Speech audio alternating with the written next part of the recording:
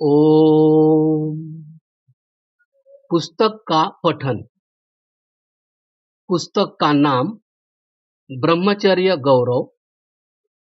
लेखक स्वामी जगदीश्वरानंद सरस्वती। पाठक दिलीप लक्ष्मणराव वैद्य, सदस्य आर्य समाज, नांदेड़। ब्रह्मचर्य महिमा। ब्रह्मचर्य जीवन का सार एवं तत्व है। दूध में घी का जो स्थान है, तिल में तेल का जो महत्व है, गन्ने में रस का जो स्थान है, शरीर में वीर्य का भी वही महत्व एवं स्थान है। अतः जिस प्रकार एक जौहरी अपने मूल्यवान हीरों की रक्षा और देखभाल करता है, उसी प्रकार प्रत्येक व्यक्ति को हीरे और मणियों से भी मूल्यवान अपने वीर्य की रक्षा करनी चाहिए। निष्ठापूर्वक ब्रह्मचर्य के पालन से पुट्ठे दृढ़ बनते हैं, स्नायुओं में बल और शक्ति आती है, शारीरिक, बौद्धिक और आत्मिक गुणों का विकास होकर जीवन में नवयौवन, नवज्योति एवं नवचेतना का संचार होता है। शरीर तेजोमय बन जाता है, जीवन आनंदमय हो जाता है। मुखमंडल पर अलौकिक आभा, ओज और तेज दृष्टिगोचर होने लगता है। स्मरण शक्ति भी विलक्षण हो जाती है। 18-20 वर्ष के युवकों के मुखमंडल पर एक विशेष आभा होती है। हमने देखा है कि काले व्यक्ति के चेहरे पर भी गुलाबी छटा छा जाती है। संसार में सबसे भयंकर वस्तु क्या है? संसार में ऐसी कौन सी वस्तु है जिसका नाम सुनते ही बड़े बड़े योद्धा भी भयभीत होकर कांपने और थर्राने लगते हैं? उत्तर है मृत्यु। इस मृत्यु का नाम सुनकर विश्व विजेता नेपोलियन बोनापार्ट कांप उठता था। मृत्यु को अपने समक्ष उपस्थित देखकर महमूद गजनवी का हृदय दहल गया था। मृत्यु का समय निकट जानकर सिकंदर महान के छक्के छूट गए थे, परंतु मृत्यु ब्रह्मचारी का कुछ नहीं बिगाड़ सकती। ब्रह्मचारी हंसते और मुस्कुराते हुए मृत्यु का आलिंगन करता है। सुप्रसिद्ध क्रांतिकारी रामप्रसाद बिस्मिल को जब फांसी दी जाने लगी तो उनसे पूछा गया, आपकी अंतिम इच्छा क्या है? उन्होंने निर्भयता पूर्वक उत्तर दिया, I wish the downfall of British Empire। मैं अंग्रेजी राज्य का सर्वनाश चाहता हूँ, यही मेरी अंतिम इच्छा है। यह कहकर उन्होंने हंसते और मुस्कुराते हुए फांसी के फंदे को अपने गले में डाल लिया। वैदिक धर्मोद्धारक, क्रांति के अग्रदूत आदित्य ब्रह्मचारी महर्षि दयानंद के पावन चरित्र को कौन नहीं जानता। जीवन के अंतिम समय में महर्षि को कालकूट विष दिया गया। वह विष इतना घातक एवं भयंकर था कि किसी साधारण व्यक्ति को दिया जाता तो 1 या 2 मिनट में ही उसका प्राणांत हो जाता। परंतु वाह रे महर्षि, आप उस हलाल विष का पान करके भी 1 मास तक शरीर धारण किए रहे।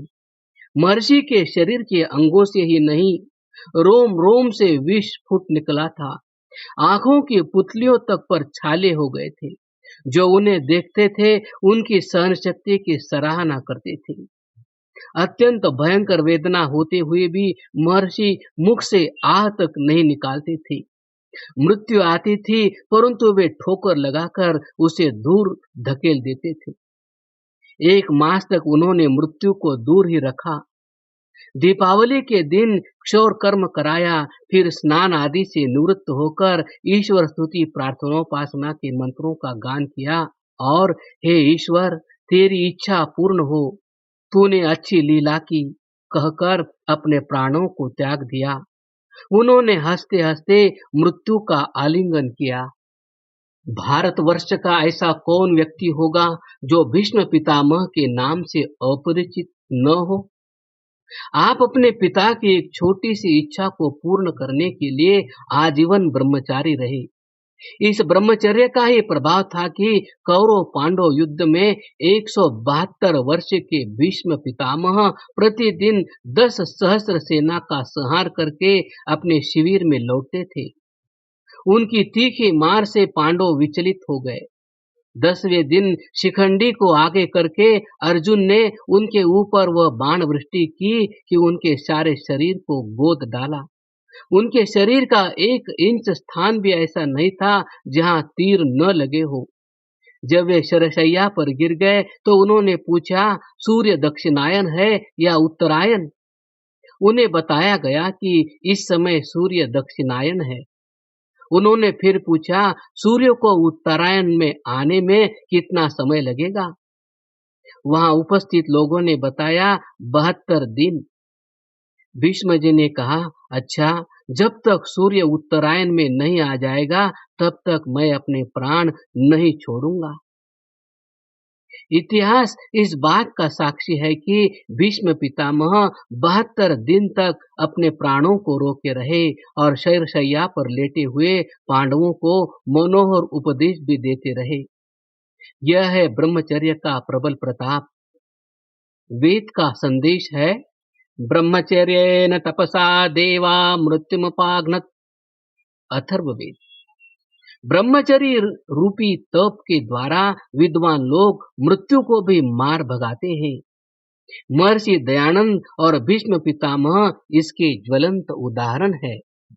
श्री हनुमान जी बजरंग बली एवं महावीर हनुमान कैसे बने? ब्रह्मचर्य का पालन करके ही उन्होंने महान बल और शक्ति संचय की थी। ब्रह्मचर्य से शारीरिक बल की प्राप्ति होती है। महर्षि दयानंद कहा करते थे, एक चने चबाने वाला परंतु ब्रह्मचारी मांसाहारी से अधिक श्रेष्ठ होता है। जिन्होंने ब्रह्मचर्य का सेवन किया, अपने वीर्य की रक्षा की, उन्होंने अद्भुत बल और शक्ति प्राप्त की। प्रोफेसर राममूर्ति के नाम से सभी परिचित हैं। उन्होंने ब्रह्मचर्य के बल पर ऐसे अद्भुत खेल दिखाए कि भारत को ही नहीं समस्त संसार को आश्चर्यचकित कर दिया। 4 सूत अर्थात आधा इंच मोटी लोहे की जंजीरों को तोड़ देना तो उनके लिए साधारण सी बात थी। हाथी को वे अपने छाती पर चढ़ा लिया करते थे। एक साथ 2-2 कारों को रोक देते थे। एक बार आप इंग्लैंड में मोटर रोकने का प्रदर्शन कर रहे थे। एक अंग्रेज ने कहा, जिस मोटर को आप रोक रहे हैं यह ठीक नहीं है, मैं अपनी मोटर मंगवाता हूं, उसे रोक कर दिखाइए। प्रोफेसर राममूर्ति मुस्कुराए और कहा, बहुत अच्छा। अंग्रेज की मोटर आ गई। उसे चलाने भी वे स्वयं ही लगे। अंग्रेज महोदय ने अपनी पूरी शक्ति लगा दी, परंतु गाड़ी 1 इंच भी आगे न बढ़ सकी। अंग्रेज अपना सा मुंह लेकर रह गया। इस शारीरिक शक्ति का रहस्य ब्रह्मचर्य ही था। महर्षि दयानंद की हुंकार में ही इतना बल था कि हिंसक पशु दुम दबाकर भाग जाते थे। महर्षि की सिंह गर्जना को सुनकर अच्छे अच्छे गुंडे कांप जाते थे, यहाँ तक कि उनका मूत्र और पुरुष भी निकल आता था। शारीरिक और आत्मिक बल के साथ बौद्धिक बल की प्राप्ति भी ब्रह्मचर्य से ही होती है। ब्रह्मचारी सूक्ष्माति सूक्ष्म और गहनतम विषयों को शीघ्र समझ लेता है तथा उन्हें धारण भी कर लेता है। जो ब्रह्मचारी नहीं है वह परमेश्वर को भी प्राप्त नहीं कर सकता। उपनिषद का उद्घोष है, नायमात्मा बलहीनेन लभ्यः। मुंडक उपनिषद। बलहीन, शक्ति रहित, अब्रह्मचारी उस परमात्मा को प्राप्त नहीं कर सकता। ब्रह्मचर्य के निष्ठापूर्वक सेवन से स्त्री पुरुषों के प्रजनन संबंधी रोग दूर हो जाते हैं। एक बार एक मुसलमान जिसके कोई संतान नहीं थी, महर्षि दयानंद के पास आया और उनसे संतान प्राप्ति का उपाय पूछा। महर्षि ने कहा, 1 वर्ष तक ब्रह्मचर्य का पालन करो।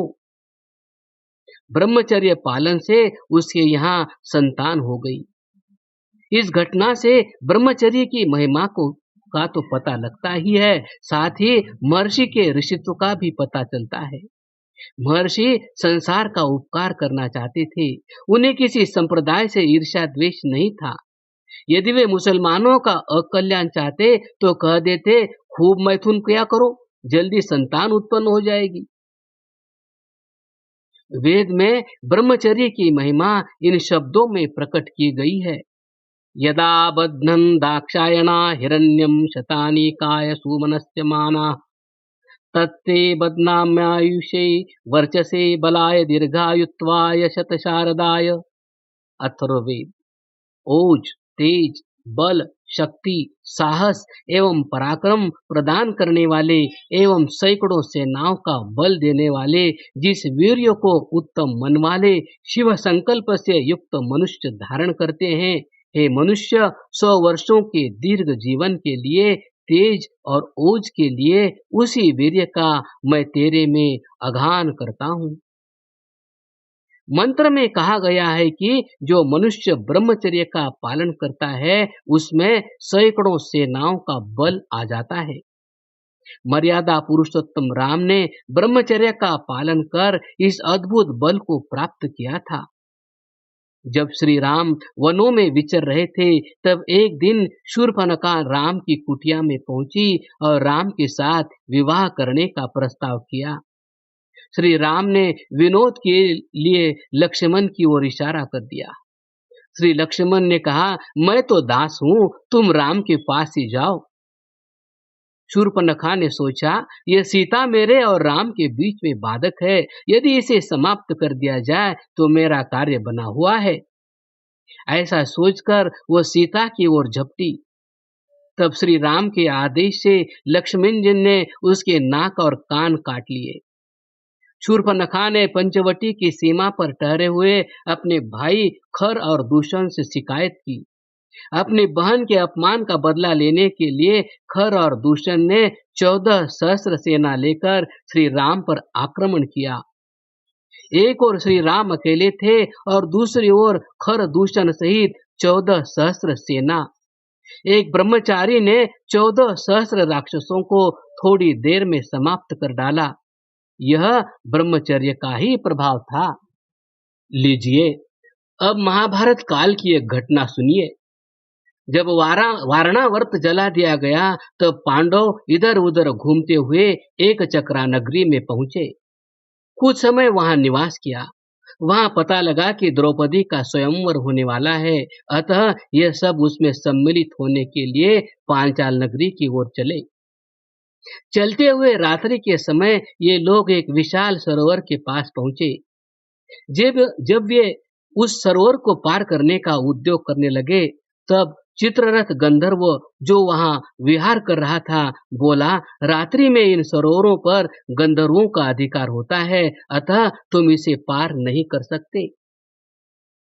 परंतु अर्जुन ने तो पढ़ा था, वीर भोग्या वसुंधरा, अर्थात वीर पुरुष ही इस संसार का उपभोग कर सकता है। अर्जुन ने उसे युद्ध के लिए ललकारा। भयंकर संग्राम हुआ। चित्ररथ अर्जुन के तीखे बाणों की मार को सहन न कर सका। वह परास्त होकर आकाश मार्ग से भागने लगा। अब तो अर्जुन ने इस प्रकार बाण वृष्टि की कि वह बाणों के व्यूह में फंसकर ऊपर भी न जा सका। जब वह चारों ओर से घिर गया तब अर्जुन ने उसे पकड़ लिया।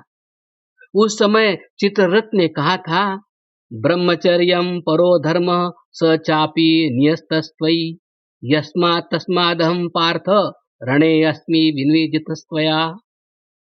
कुंती नंदन, ब्रह्मचर्य सबसे बड़ा धर्म है और वह तुम में निश्चित रूप से विद्यमान है, इसीलिए युद्ध में मैं तुमसे हार गया हूँ। जीवन के उत्थान के लिए ब्रह्मचर्य का पालन अत्यंत आवश्यक है। महर्षि मनु ने अखंड ब्रह्मचारी को ही गृहस्थ आश्रम में प्रवेश करने की आज्ञा प्रदान की है।